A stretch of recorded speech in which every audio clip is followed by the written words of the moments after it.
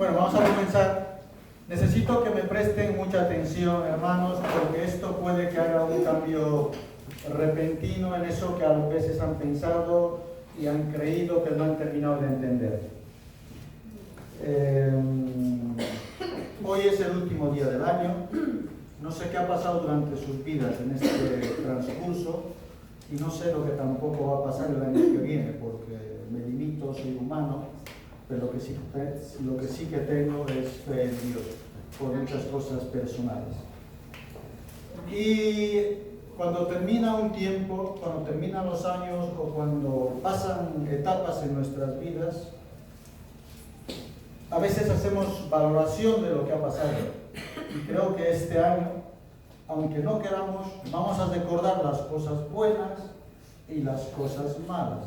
Pero como somos así como somos, y como soy yo también, a veces muy humano, solo nos vamos a acordar de las cosas malas, que normalmente siempre pasa, porque no entendemos por qué han pasado ciertas cosas, y por qué nosotros, y por qué él, y por qué mi hijo, y por qué mi suegra, y por qué mi tío, y por qué yo, y por qué yo, y por qué yo. Siempre pasa esto, ¿no es cierto?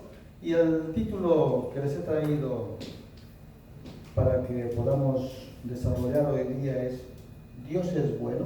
Amén. Dice en el primer libro de Juan 4:10.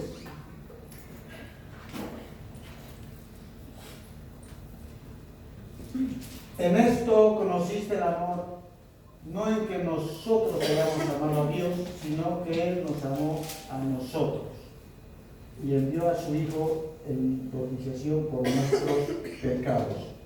Y en el libro de Romanos 8:38,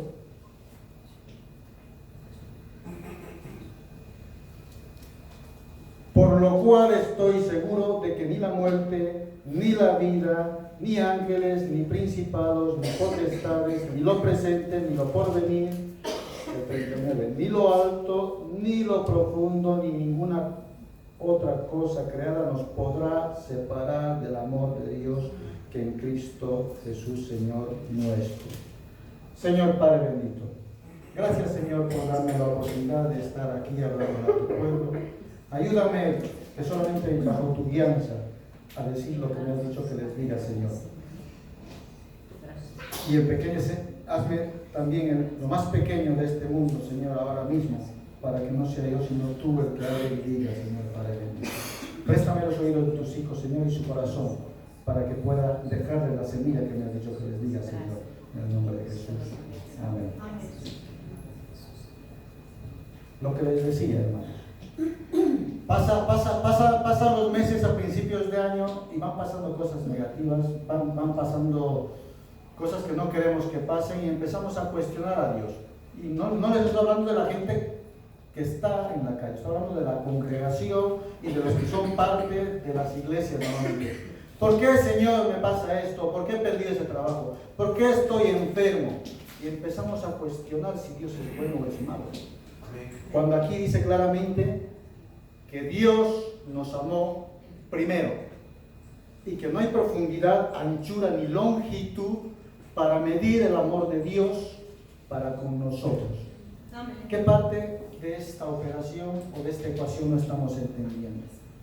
Claro, pienso yo que no es Dios el que nos ha dejado de amar, sino nosotros, porque nosotros empezamos a cuestionar y a limitarle a Dios a cosas que no tenemos por qué limitarle. Señor, voy a ir a la iglesia si solamente recibo esto. Voy a ir y servirte si solamente me bendices con tal. Señor, voy a tener que no ir a tu iglesia porque estoy enfadado, porque no me has bendecido, porque no me has dado lo que yo quiero, y a veces somos como caprichosos. Pero nosotros le estamos limitando a Dios bajo nuestra naturaleza, pero Dios dice que Él nos amó primero. Dios nos está diciendo que no hay razón ninguna para que Él nos deje de amar. Lo que hacemos nosotros es, bajo nuestra naturaleza humana, pensar que podemos negociar con Dios, hacer lo que queramos y pensar que nosotros le vamos a dar a Dios un valor que nos conviene según el bazar de vida que vamos teniendo, ¿no es cierto? Si nos va bien y encontramos trabajo y encontramos novio, novia para solteros, solteras, es un Dios bueno, pero si conseguimos lo contrario resulta que Dios no es tan bueno. Pero ¿cuándo Dios ha cambiado su actitud con nosotros, según la Biblia? ¿Cuándo Dios ha puesto o nos ha dado a nosotros la potestad y la autoridad de decirnos, mírame cómo es papá Dios, para que yo les entienda? Hay cosas que con Dios no se negocian. Y para que vayan entendiendo lo que les trato de decir, vamos a ver la vida de José. Dice en Génesis 37, no se los voy a leer porque es muy largo, que José, a partir de este capítulo, tiene 17 años y que apacentaba las ovejas con dos de sus hermanastros que él tenía, porque recuerden que Jacob, su papá, tenía varios hijos en varias mujeres, pero los dos últimos hijos venían de Raquel, que eran José, que es el 11º hijo, que es el 11º, digamos, el 11, y el último es Benjamín. Los hermanastros de José no eran muy buenos, pero él apacentaba las ovejas con él. Y como no era muy bueno y aparte era muy soñador, empieza a hablarles de los sueños que tenía y empieza a ganar, como no, da a entender el capítulo 37 que ya estos chicos tenían mala fama, por lo tanto no eran chicos de buen pensar, no eran chicos de buen hacer, eran envidiosos, o sea, ustedes pongan el significado que quieran de mala fama. Les cuenta el sueño y empiezan, aparte de que eran de mala fama, empiezan a tenerle más, eran más reacios con José y empiezan a planificar su muerte. En acción entra Rubén, que es el hijo mayor de Jacob, y dice, no hace falta matarle, con que le tiremos en la cisterna suficiente, será suficiente, y ya sin eso. Le tiran en una cisterna. Podrían pensar a ustedes, cuando empiezan a pasarnos cosas los primeros años, ¿por qué he perdido el trabajo? Pero José estaba capacitado de esto y mucho más. Luego el verso 37 nos habla de que los hermanos de José vendieron a los ismaelitas, le vendieron a José por 20 piezas de plata. Y los madianitas vendieron a José a Egipto, a un tal Potifar, que era el oficial del faraón, capitán de la guardia. Pero noten el 39.2, por favor, cuando pueda, el de Génesis, el 39, versículo 2. Y Jehová estaba con José. Jehová estaba con José. Dios nos amó primero y dio a su Hijo unigénito por nosotros. Amén. Jehová estuvo con José. Y el verso 3 dice del capítulo 39, y le hicieron mayordomo de la casa de Potifar y le entregó en su poder todo lo que tenía. Más adelante, José sufre otra etapa donde podría decir, ¿por qué yo, Señor? Resulta que Potifar, su mujer, como era de buen parecer, tiene un deseo íntimo con José y le hace una calumnia, porque José no cede a las tentaciones de la mujer de Potifar. Y esta, por rabia, le dice a los trabajadores que le ha intentado violar, entre comillas, le ha intentado abusar. Y esto es suficiente para que venga Potifar, que era el amo de su casa, para que le meta a la cárcel. Le venden sus hermanos, le meten a la cárcel y José sigue en pie. Sigue con la visión que Dios le ha dado y le ha puesto, o para que le ha puesto en la tierra. El capítulo 41 del verso 16 del mismo Génesis dice que respondió José a Faraón diciendo, no está en mi Dios, no está en mí Dios será el que dé respuesta propicia a Faraón. Les hablo ya de una etapa mucho más avanzada donde José entró a la cárcel, interpreta los sueños de un copero y un panadero y se hace de fama de ser un buen veedor de los sueños. Y cuando Faraón tiene sueños personales, entra en desespero y quiere saber quién le puede interpretar esto que había soñado Faraón. Y el copero y el panadero le dicen, tenemos uno que puede interpretar tu sueño, donde explica José que no va a ser él el que va a interpretar su sueño, aunque sabe, sino Dios el que dará la interpretación. Estamos viendo que aquí José reconoce que Dios es el que hace y da don a sus hijos para poder actuar en el gobierno y para poder darlo a su pueblo.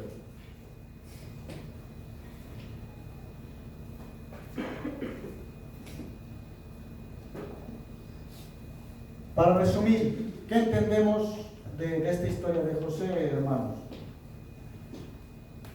En su eternidad, Jehová Dios quería preservar su pueblo.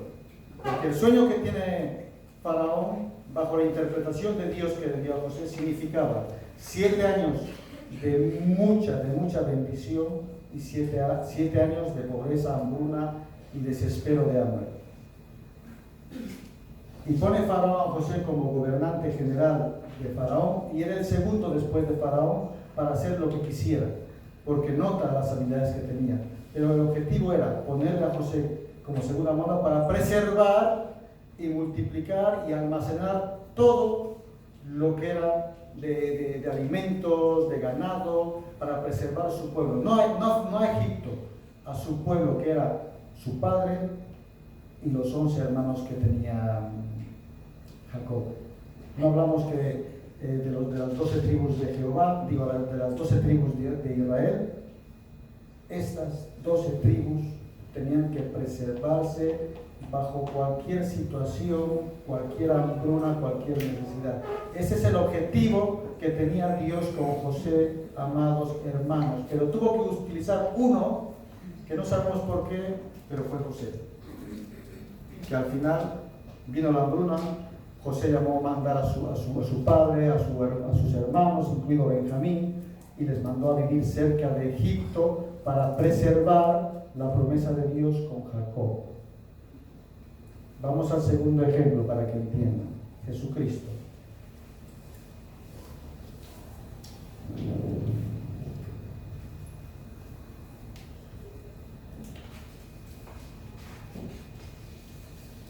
Dice en Lucas 23, 13, hablando de Jesús, que Pilato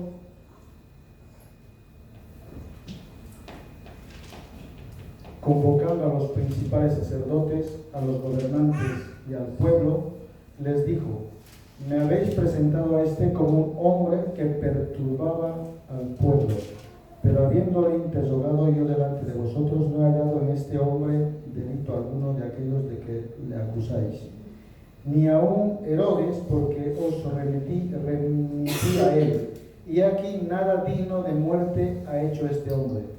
Le soltaré pues después de castigarle, y tenía necesidad de soltarles uno en estas fiestas. Mas toda la multitud dio voces a una diciendo: fuera con este y suéltanos a Barrabás. Este había sido echado en la cárcel por sedición en la ciudad y por un homicidio. Les habló otra vez Pilato queriendo soltar a Jesús, pero ellos volvieron a dar voces diciendo: crucificadle, crucificadle. Y él les dijo por tercera vez: pues qué mal ha hecho este, ningún delito digno de muerte hallado en él. Le castigaré pues y le soltaré. Mas ellos instaban a grandes voces, pidiendo que fuese crucificado, y las voces de ellos y de los principales sacerdotes prevalecieron. Entonces Pilato sentenció que se hiciese lo que ellos pedían. Miren esta imagen, hermanos. No han encontrado motivo alguno para poder crucificarle a Dios, ni Pilato ni los grandes gobernadores. No tenían por qué. Pero al final le condenaron. Estamos hablando de una condena injusta, pero Jesús tenía un propósito. Jesús sabía a qué había venido. En Mateo 27:30,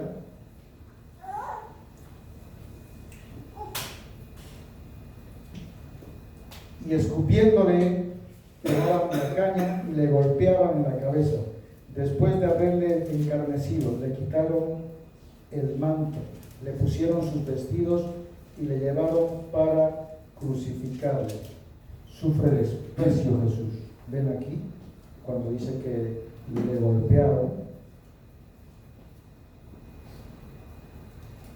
En Juan 19, 19:1. Así que entonces tomó Pilato a Jesús y le azotó. Pero no estamos hablando de ese azote que nosotros conocemos, con una especie de vara o un cinturón. Eran unos azotes donde el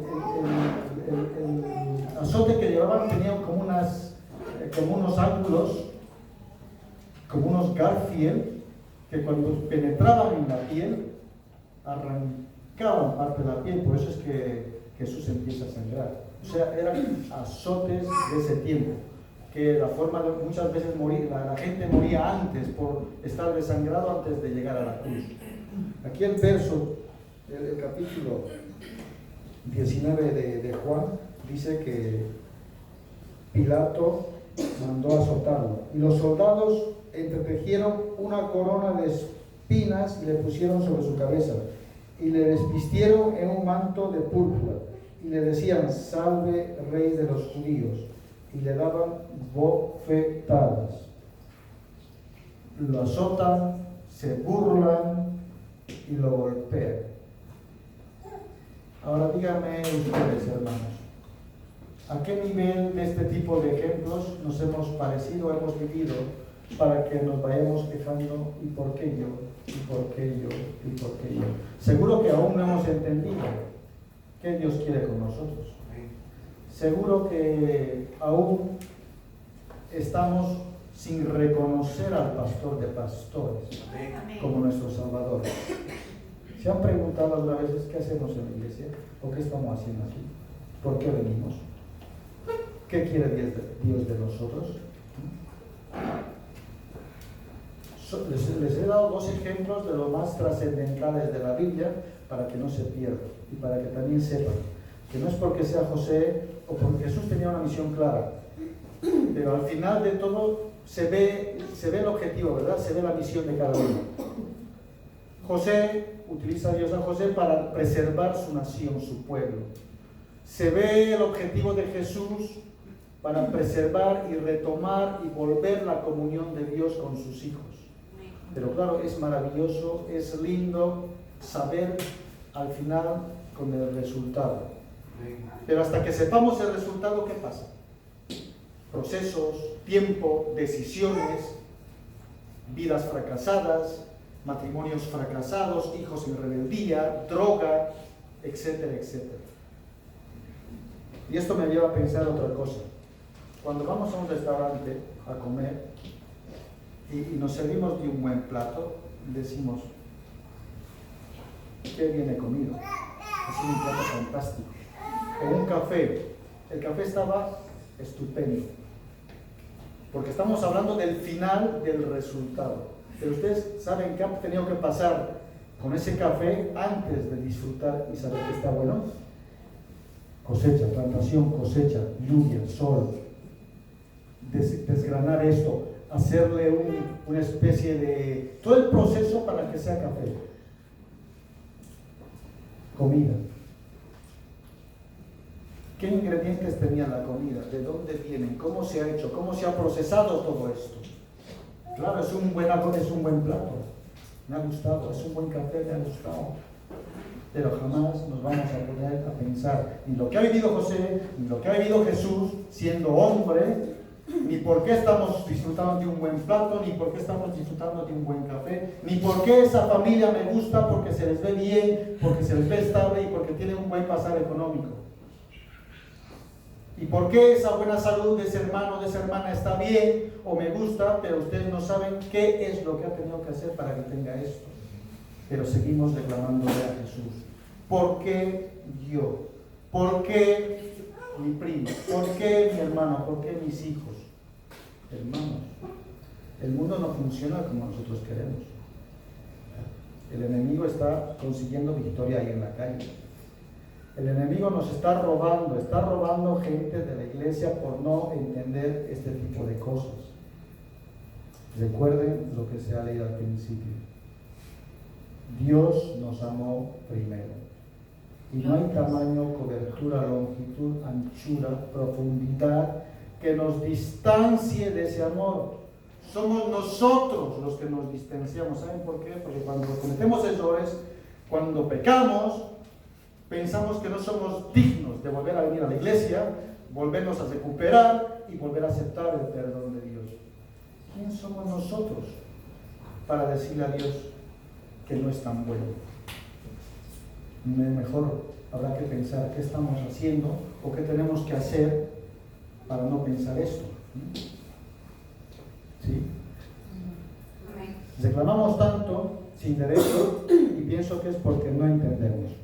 Hacemos tantas cosas sin saber porque pienso que es parte de la naturaleza humana. Les digo esto porque yo aún estando aquí y hablando de estas cosas, ha habido tiempos donde me he sabido preguntar este tipo de cosas, porque somos humanos, porque somos normales. ¿Por qué, Señor? Y porque creo que es parte de la naturaleza humana.